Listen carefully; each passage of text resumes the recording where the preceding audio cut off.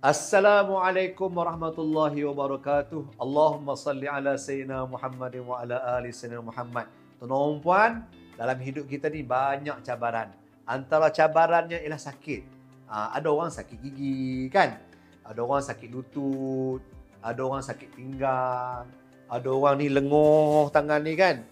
Ada orang sakit kepala, ada orang ni sakit dada dia. Ustaz nak share dengan tuan-tuan puan satu doa yang sangat powerful dapat membantu mengurangkan sakit.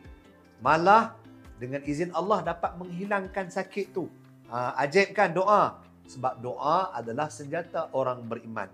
First kali tuan-tuan puan, sediakan sebotol air. Sebotol air macam ni. Buka botol. Kita mulakan dengan surah Al-Fatihah terlebih dahulu. Kemudian diiringi dengan ayatul kursi. Kemudian barulah kita baca.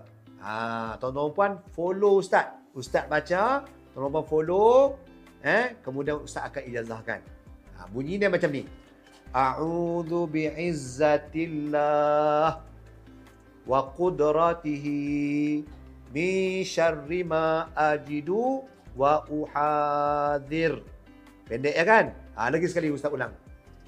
A'udzu bi'izzatillah wa qudratihi min syarri ma ajidu wa uhadir.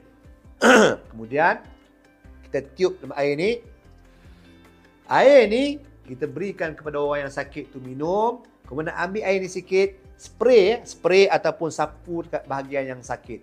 InsyaAllah dengan izin Allah, tak sampai 5 minit, Allah akan pulihkan sakit tu. Dapat sesuatu? Jangan lupa save, komen dekat kolom komen Alhamdulillah.